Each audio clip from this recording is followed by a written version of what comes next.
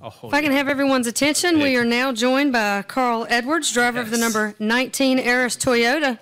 Feels a little weird to say that. How does it feel to hear that for the first time here at Daytona?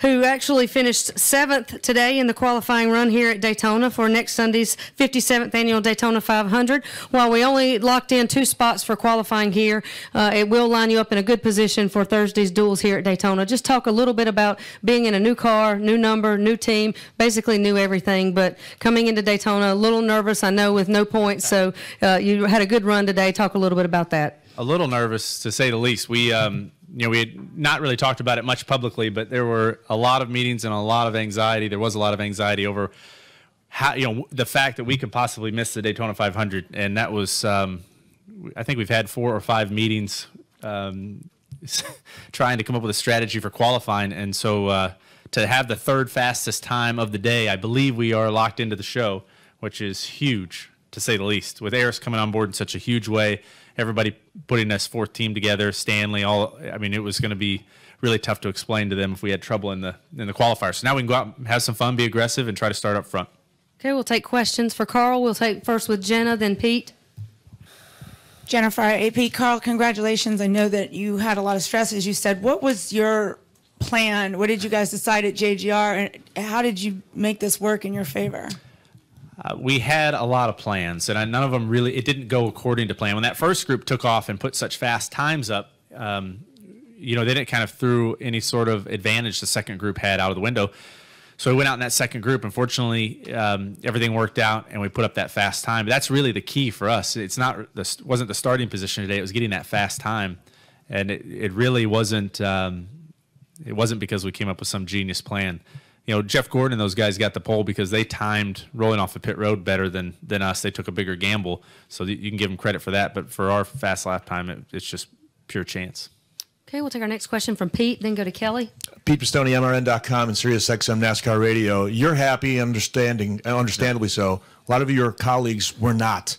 Can you maybe give some perspective of kind of what went on out there? Well, I'm very happy with the result. The process and everything was extremely stressful. If it is better for the show, if it's better for the fans, then it's definitely good for all of us. But this is a heck of a way to qualify for the biggest race of the year. Especially for folks that are in our position,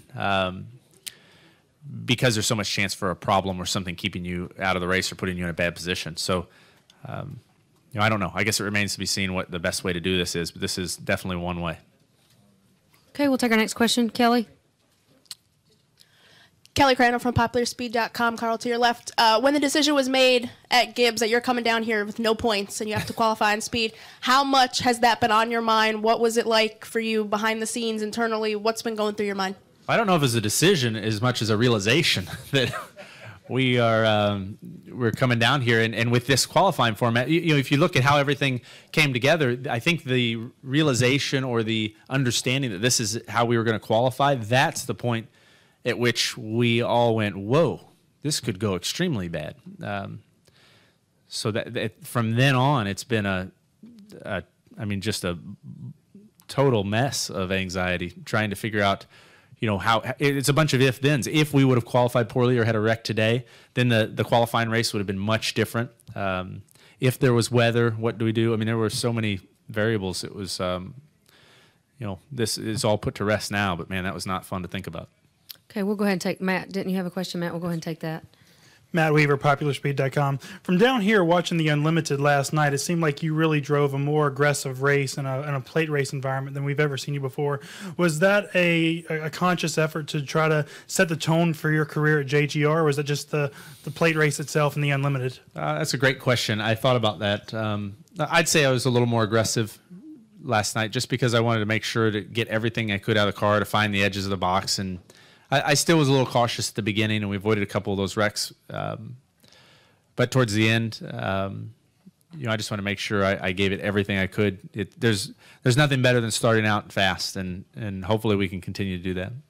Okay, we'll go to Lewis, then Nate. Yes. Lewis Frank Reuters. You used the word anxiety. How much anxiety did you get seeing the wreck in that first knockout session? Yeah, that wasn't good. I did not like to see that. You don't want to see any wrecks or anything like that ever, especially here. They can be so violent. but yeah, when you see that, especially with everything we have going on, I didn't. I probably would have been better off not seeing that actually. So, I mean, as soon as we ran our fast lap, Darian said, "P3, good lap. Do not wreck the car." You know, so it's like, it's crazy. You know. Okay, take our next question. Nate, go ahead. Nate Ryan, NBC Sports. Carl, after the qualifying session at Talladega last fall, there were also some unhappy people, and NASCAR said they're going to take a look at it, realizing this is somewhat of a matter of opinion. But do you think that they addressed it? Do you think that they changed it for a restrictor plate race? And if you have any thoughts, and Kurt Busch suggested maybe doing 4-lap averages. Is there another way that might be better than this way? What depends on it's better for whom, you know. For the competitors, the best thing is to go out and do single car runs and see who built the best car and who brought the best piece. That's probably the best way for the competitors. But this makes it a little more chaotic. It probably creates some storylines. It definitely, you know, stirs things up, and in some ways it might be more entertaining. So for the fans, this may be the best way. I don't know. It's very hard for me. I have a very subjective viewpoint, and it's just hard for me to say. Okay, we'll go Chris right here in the middle, and then up to Kenny, and then Dwight. Chris Knight, CatchFence.com. Carl, if you are locked in on speed, how is your approach for Thursday night stools? Do you take a conservative approach and try not to wreck the car, or do you go after it and try to get a better starting spot for the 500? Well, that is a big if. I mean, are we certain? We're locked in, right? Is that how, is it? Can anybody do the math on this? Or we are. Okay. So yeah. So since we are locked in, and I want to write and say that as much as possible in case we're not. Sway the. Then we can. I can be more aggressive because I want to start up front in that 500. So now I can be more aggressive, not worry about getting in a wreck. We'll still be in the show. The problem with racing when you're not locked in is that, I mean, those qualifiers are going to be insane. And if you're not locked in, it's so hard out there. I don't know how to explain it. It's so hard sometimes. You know, there's half of you that's screaming, just go for it, and the other half saying, you know, the other half's a moron, you know, slow down. So it's tough. So now we can just go for it. We've got a really good backup car, so they. I don't even want to talk about that. Let me go back. Yeah, we do. Yeah, I'm gonna go for it. Yes. Okay, we'll go Kenny, then Dwight, then Not Ken. good to start talking about the back. Yeah, I think you touched on this a little bit a minute ago. But when you say this is a heck of a way to qualify for this race, is that an endorsement? No, that's a statement of fact. I said this is a way. This is one of the ways to do it. Okay, Dwight, then Ken in the back. Dwight, DrumRaceTech.com. Carl, when you made that decision to go to Joe Gibbs, you must have had a lot of expectations. How do those expectations line up as of today? So far, my expectations, everyone at JGR and Toyota and everyone, they've exceeded my expectations. It's been very good. Now, we haven't raced a lot. I'm sure we'll have rough times just like everyone does, but so far it's been great. I think the buildup of this team, the way that everything is put together, the group of guys that they put on that 19 car, I mean, I could not be happier with it. So I'm having a good time. Okay, we'll take Ken in the back.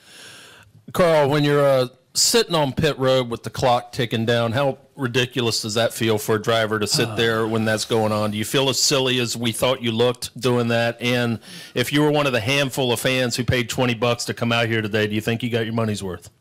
Well, I'm not going to answer that and assume that I agree. You know, I don't want you to assume I agree with you. Well, no, I'm just saying I don't know what it looks like to the fans. That's for the fans to say. I know for me, that's a heck of a lot more stressful. The word silly did not come to mind with everything we had on the line. I mean, it was really stressful sitting there watching the clock tick, knowing that we had to make it around and get in the right line and do all this stuff correctly. It's a strategy, just like anything else. There's this style of racing. We have to all remember this style of racing is not. It's not racing in the sense that everyone thinks of racing. This is a whole different paradigm here with the restrictor plates, with all the strategies in qualifying, with the way things shake out on the racetrack, avoiding wrecks, being in the right line. I mean, this is its own animal. So, you know, it just is what it is. Is there anything like at a spur of the moment now that you could think of that might be a better way of doing this? Well, I think if we were probably starting with a blank sheet, we'd probably say, you that it. Well, I'm not. Here's the deal. I don't decide how we're going to qualify. I get in the race car and go do the best I can under the rules we have, and I think everyone in here would have an opinion on what would be the best way to do it. Okay, we'll take our next question up front from Tom.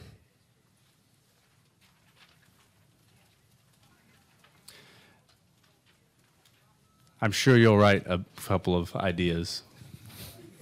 Hi, Carl. You don't seem too shy with your opinion. Hi, Carl. Tom Yes, sir. Jensen, FoxSports.com. Is it safe to say that the Gibbs and Hendrick cars are the class of the field? Or is there anybody out there that you're looking at is really, really fast? I'd say that that 78 car last night was extremely fast. That one, I think those guys, they've got something going there. That car was very, very good. Looked like the Penske cars were really good. This place is, the performance here is a measure of your performance at a restrictor plate racetrack, and this is so different than Atlanta or Vegas or any of the places we'll go to next. That it's really its own animal, and you have to. I personally compartmentalize this race and separate it from the rest of them. It's just so much different. Okay, we'll take Greg and then Mike.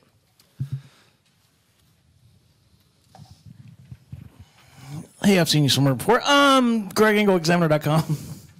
How much, the more because you had very limited on-track time with you and Darian prior to this week, the test at Charlotte. You had a great outing last night. You had a really good outing today. How much do you look at Thursday now as you have to balance, are you having to balance between surviving or looking at it as an opportunity for more experience, more motivation, and more of the bonding that you need to be successful? Well, to me, my racing is my livelihood. It's what I do. I have to go perform, and with all these new things, I mean, honestly, it's been very, very stressful and a little bit scary at times with all the new things. And so I feel like every time I'm in the car, I feel a little more comfortable. Just the procedure for starting the car and the procedure for cooling the engine, the belts, the seat, everything's different. The way Darian talks on the radio. I mean, last night, he said, I was getting ready to leave we did a pit stop, and he said, dig, dig, dig. And I thought, who's he talking to? Because I'm used to hearing go, go, go. So I sat there like an idiot. And, those kind of things are, they keep me awake at night. So every time I can get in the car, it's better. So I'll balance those things. I'll learn, and we'll be a little aggressive. Okay, we'll take our next question up front. Mike. Mike Neff from FrontStretch.com. Carl, just curious, you talk about as the clock's winding down and worrying about getting around to the start-finish line in time to put a lap down. Did you guys actually test that during practice and sit at the end of pit lane and then launch and get around and see how long it actually took? Yeah, so the final time when we went out, the final 12 guys, all of us knew the time we thought it would take to get around and take the green. And we also knew the time it would take to get a second lap or a third lap. So once the third lap time had passed, like 2.5 minutes, everybody thought, okay, so now we're going to run 2 laps. So we got to 2 minutes. Well, now, since nobody went, now it's just, can we get around and make 1 lap? And that cutoff time was right at 1 minute. I waited till about 57 seconds and just, did a lot of praying. And then the guys behind me, I thought there was no way they could make it, Jeff and those guys, but they just were willing to risk more. And they crossed the finish line, I mean, literally right when the clock was going off. But that is harder to do than it sounds. And you have to take into account the draft and all those things that could pick you up a second or two. They just gambled bigger and they won. Okay, final 2 questions. Bruce there in the middle, then Stan up front. Bruce Martin, NationalSpeedsportNews.com and Speed Sport Magazine. Carl, is this the start of the Carl Edwards Rejuvenation Tour? Yeah, I'm gonna get T-shirts made to say that. No, I think so. I mean, it's fun. I've had more fun this week. I did a thing with Darrell Waltrip this morning. We talked about it. I am having fun. It's a new challenge. I feel like I'm starting over. When Jack Roush brought me down here 12 years ago or something for my first truck race, I mean, I had all the anxiety and the nerves, and I feel that way right now. So this is fun for me, and I hope the result is good. But for now, I'm really enjoying the process. Okay, our final question, Stan. Stan Creekmore with CompetitionPlus.com. Carl, now that you've got a guarantee that you're going to be in the Daytona 500, how much does that turn Thursday's duel somewhat into a test session? Because you haven't been able to test all winter. Right, so the pressure will be off. There are some things like the communication between Darian and I that that I think we can work on. The pit stops are going to be important. Not only is it a new pit crew to me, but it's a new group working together. We talked a little bit about that last night. We didn't get much opportunity to mess around with pit stops. And as you guys know, that last pit stop can be huge in the Daytona 500. So it will give us a chance with less pressure to work on all of those things. And as I sit here and think about all of it, it makes me a little more stressed out because there are a lot of things we have to cover, but that's a good time to do it. Carl, thank you for your time. Congratulations on a great run today. All right, Good luck guys. Thanks a lot. Thursday and Sunday.